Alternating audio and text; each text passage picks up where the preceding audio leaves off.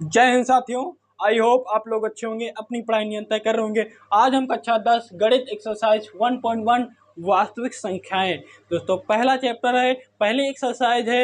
LCM ज्ञात करने के बारे में हम आपको बताएंगे, क्योंकि एक इस एक्सरसाइज का हमने वीडियो बनाया है, वो आपके लिए वीडियो बहुत ही हेल्पफुल है, जो आपके बोर्ड में क्वेश्चन पूछे जाते हैं। तो ये क्या कह रहा है, संख्याओं का एलसीएम ज्ञात करने के लिए यूक्लिड विभाजन प्रमेय का प्रयोग कीजिए। तो पहला क्वेश्चन आपके बोर्ड पे दिया गया है 135 और 255। ये सब क्वेश्चन एनसीईआरटी पैटर्न है दोस्तों। तो सबसे पहले इस फंक्शन को लिखने से पहले हम क्या करेंगे, इसको अवरोही क्रम में, किसके अवरोही क्रम, अवरोही भैया हमारा क्या होता है, घटते क्रम में। क्या होता है, घटते क्रम में।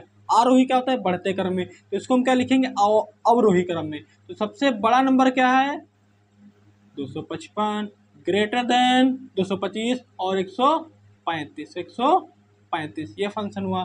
तो दोस्तों ये आप लोग जान गए कि इसको सबसे पहले क्या करेंगे, अवरोही क्रम में करेंगे। लेकिन हमें पता होना चाहिए कि यूक्लिड विभाजन प्रमेय का होती क्या है। तो यहाँ पर लिखेंगे यूक्लिड विभाजन प्रमेय का।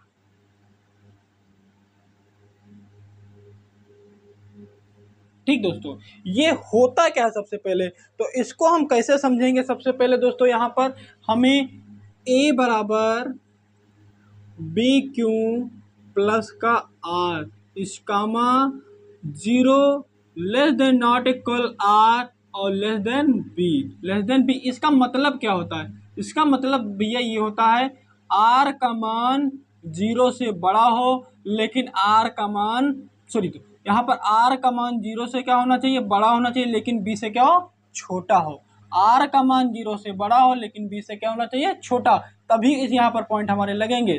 ठीक है दोस्तों, तो यहाँ पर ए हमारा क्या हो जाएगा, ए हमारा 255 हो जाएगा। तो इसमें ए को हम क्या कहते हैं, ए को भैया हम कहते हैं भाज्य। क्या कहते हैं, भाज्य। आप लोगों ने सूत्र पढ़ा होगा, भाज्य बराबर भाजक गुणे भागफल प्लस का शेषफल। भाज्य बराबर भाजक गुणे भागफल प्लस का शेषफल। इसके बारे में हमने फुल डिटेल इसके पहले लेक्चर में आपको बताया, तो आप लोग उसको जरूर देख लेना। ठीक दोस्तों, 255 इक्वल, तो यहाँ पर हमारा ये क्या बन जाएगा, भाजक बन जाएगा 135। ठीक है दोस्तों, अब हम किस नंबर से गुणा करें कि हमारा इससे ज्यादा ना हो, क्या ना हो, ज्यादा ना हो। तो अगर यहाँ पर हम 1 से गुणा करते हैं तो ज्यादा नहीं होगा, तो हम 225 में से 135 घटाएंगे तो हमारा क्या बचेगा, 5 में से 5 गया तो 0 बचा। यहाँ पर 2 है तो हासिल लेंगे 12, 12 में से 3 गया तो क्या 3 बचेगा, तो 9 बचेगा। क्या बचा, 9 बचा। तो यहाँ पर 90 शेषफल बचा। तो ये अब यहाँ पर क्या बन जाएगा, इस वाले फंक्शन को हम यहाँ पर लिखेंगे, किसको, यानी यहाँ पर भाजक को क्या बना लेंगे, भाज्य बना लेंगे। क्या बना लेंगे, भाज्य बना लेंगे। और जो शेषफल है, शेषफल को क्या बना लेंगे, हम भाजक बना लेंगे। शेषफल को क्या बना लेंगे, भाजक। अगर हम इसको किस नंबर से गुणा किया जाए, 90 को 135 से ज्यादा ना, अगर 1 से गुणा करेंगे तो 90 बचेगा, 2 से 180 ज्यादा हो जाएगा, तो 1 से गुणा किया तो 90, तो घटाएंगे तो यहाँ पर कितना बचेगा, 45। क्या बचेगा, 45। अब इस वाले फंक्शन को फिर वही प्रक्रिया करेंगे, तो 90 90 हमारा क्या बना, भाज्य, और 45 क्या बन जाएगा यहाँ पर, भाजक। तो 45 को किस नंबर से गुणा किया जाए कि 90 से ज्यादा ना हो, 45 दूना 90, तो शेषफल यहाँ पर क्या बचा, 0। क्या बचा, 0। जब तक शेषफल 0 नहीं आता तब तक उसको हम सॉल्व करते रहते हैं। तो यहाँ पर क्या हो जाएगा, 135 और 225 का एचसीएफ कितना है हमारा, 45। क्या है, 45। जो नंबर जिससे पूरा कट जाए वही हमारा क्या हो जाता है, एचसीएफ फंक्शन। नेक्स्ट क्वेश्चन भैया क्या कह रहा है, 867 और 255, 867 और 255 का क्या ज्ञात करना है, एचसीएफ। किसके द्वारा, यूक्लिड एल्गोरिथम प्रमेय के द्वारा। तो सबसे पहले इसको हम लिखेंगे अवरोही क्रम में।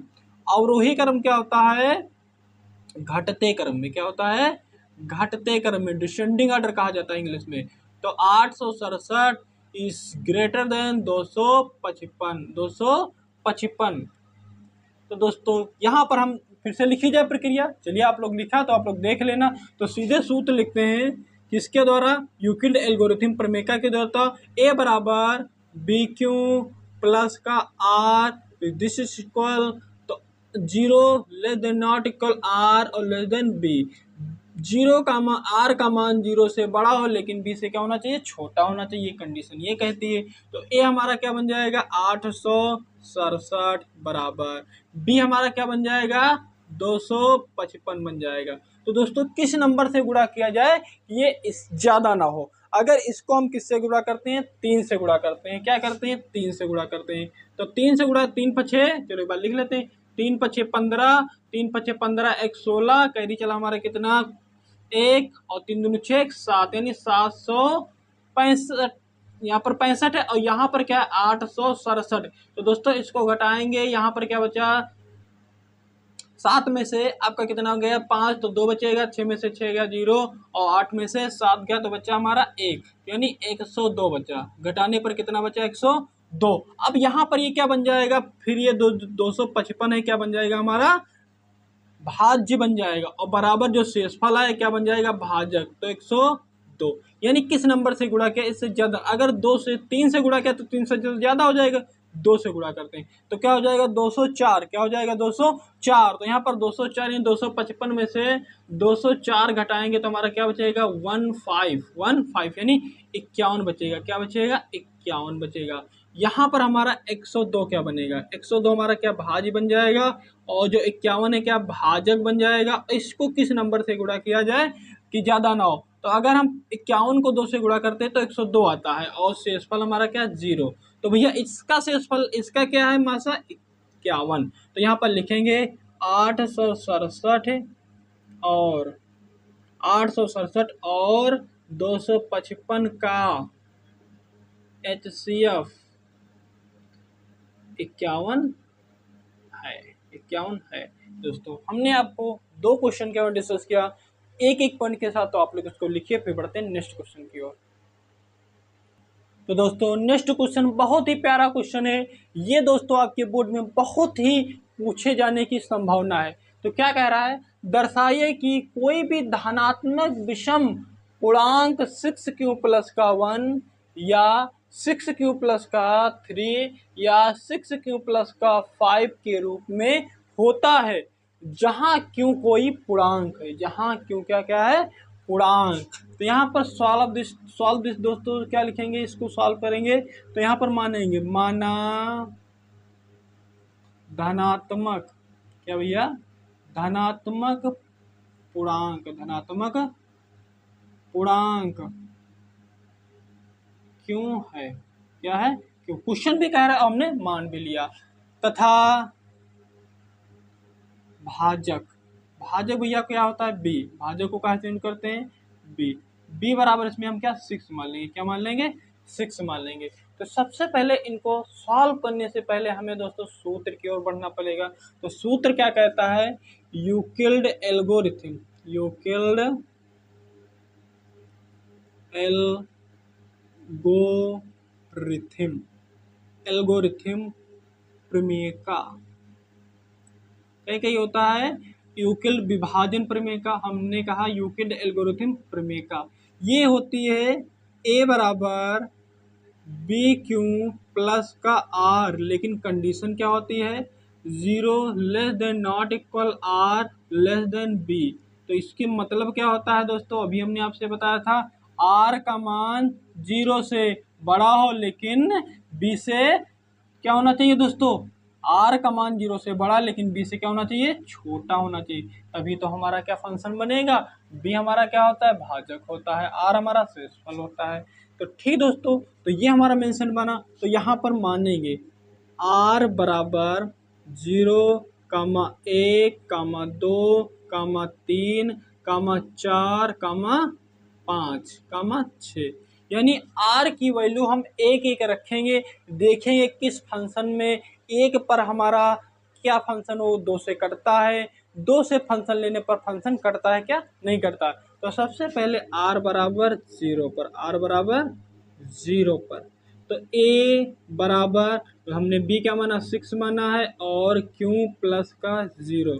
तो ये दोस्तों आपका 6 क्यू, ये दोस्तों 6 आपका 2 से कट जाएगा, 2 से कट जाएगा। तो क्या है ये धनात्मक पूर्णांक संख्या, विषम धनात्मक पूर्णांक संख्या हमारा नहीं है, धनात्मक पूर्णांक संख्या नहीं है। तो यहाँ पर लिखेंगे 2 से विभाजित है, 2 से विभाजित है। जो संख्या 2 से विभाजित है वो पूर्णांक विषम पूर्णांक नहीं होगा, और जो 2 से विभाजित नहीं हो क्या हो, विषम पूर्णांक संख्या होगी। तो r बराबर 1 पर, r बराबर 1 पर, तो यहाँ पर a बराबर 6q प्लस का 1, 6q प्लस का 1। तो यहाँ पर देखेंगे ये क्या है, 6 7, 6 7, तो ये संख्या 2 से क्या है, 2 से विभाजित नहीं है, 2 से क्या है, विभाजित नहीं है। जब 2 से विभाजित नहीं है तो भैया क्या, ये विषम पूर्णांक संख्या है। फिर क्या मानेंगे हमने, 1 पर, अब 2 पर बात चलते हैं। तो r बराबर 2 पर, r बराबर 2 पर, तो a बराबर 6q प्लस का 2। तो बताइए 6 2 8, तो क्या 2 से है विभाजित, 2 से विभाजित है, 2 से क्या है, विभाजित है। जब 2 से विभाजित तो ये पूर्ण विषम संख्या नहीं है। तो r बराबर 3 पर, r बराबर 3 पर, तो a बराबर 6q प्लस का 3, 6q प्लस का 3। एक बात और यहाँ पर थोड़ा समझते हैं, a बराबर, इसको अगर लिखना चाहें तो हम क्या लिख सकते हैं, इसको 2 कॉमन लें, 2 कॉमन लेने पर हम क्या कर सकते हैं, यहाँ पर क्या बचेगा, 3q और प्लस का 1 और यहाँ पर बाहर क्या हो जाएगा, 1, यानी 2 को, 3 को क्या लिख सकते हैं, 2 प्लस 1, 2 प्लस 1, 2 प्लस 1 लिखेंगे, 2 कॉमन लेंगे तो हमारा इस वाले फंक्शन को k मान सकते हैं। तो a बराबर 2k प्लस का 1। तो ये 2 से विभाजित है, 2 1 3, ये क्या 2 से विभाजित नहीं है, 2 से विभाजित नहीं है। जब 2 से विभाजित नहीं है तो क्या है, पूर्ण विषम पूर्णांक संख्या है। तो 2 तक हुई बात, 3 तक हो गई, अब क्या आती है 4 पर, 4 पर, r बराबर 4 पर, तो a बराबर 6q प्लस का 4, 6 4 10, 2 से क्या है, विभाजित है, 2 से विभाजित है। जब 2 से विभाजित है तो भैया ये विषम पूर्णांक संख्या नहीं है। तो सम हो सकती है लेकिन विषम नहीं हो सकती। तो a बराबर 5 पर, a बराबर 5 पर, ठीक दोस्तों। तो a बराबर 6q प्लस का 5, 6 5 11, यानी इसको इतना भी लिख सकते हैं 6q प्लस का 4 प्लस का 1। तो यहाँ पर क्या सकते हैं, 2 कॉमन लेंगे तो 3q और प्लस का 2 और प्लस का 1, 2 प्लस का 1। आगे हम क्या करेंगे दोस्तों, अच्छे देखना, a बराबर, इसको क्या लिख सकते हैं, q के उपकल, तो 2q और प्लस का 1। तो ये भी 2 1 3 है, तो 2 से क्या है, विभाजित नहीं है, 2 से क्या है, विभाजित नहीं है। जब भैया 2 से विभाजित नहीं है तो पूर्ण संख्या हमारी विषम पूर्ण संख्या, ठीक दोस्तों। यहाँ तक हुआ। अब यहाँ पर अगर 6 रखते हैं तो 6 रखने पर क्या हो जाएगा, 6 6 12 हो जाएगा, वो भी क्या, हमारी सम पूर्णांक संख्या, लेकिन विषम पूर्णांक संख्या नहीं होगी। तो यहाँ पर एक लास्ट में क्या बात लिखेंगे, अतः, क्या लिखेंगे, अतः 6q प्लस का 1 या 6q प्लस का 3 या 6q प्लस का 5, ये विषम पूर्णांक संख्या है, ये विषम पूर्णांक संख्या, विषम पूर्णांक संख्याएं, ये विषम पूर्णांक संख्याएं भैया क्या है, ये इसके रूप में व्यक्त कर सकते हैं, ये विषम पूर्ण संख्याएं हैं। ये एक रूप में भी लिख सकते हैं, के रूप में लिख सकते हैं, रूप में, ठीक दोस्तों। तो हमने आपको एक एक पॉइंट के साथ इस क्वेश्चन को डिस्कस किया। ये दोस्तों बोर्ड के लिए बहुत ही इंपॉर्टेंट है, तो आप इसको लिख लीजिए। तो फ्रेंड्स, आई होप आप लोगों ने क्वेश्चन को लिख लिया होगा। दोस्तों, आप लोग हमारे चैनल पर पहली बार आए तो हमारे चैनल को प्लीज़ सब्सक्राइब कर लीजिए, क्योंकि अगली वीडियो सबसे पहले आप तक पहुंचे। जय हिंद, जय भारत, थैंक्स फॉर वॉचिंग।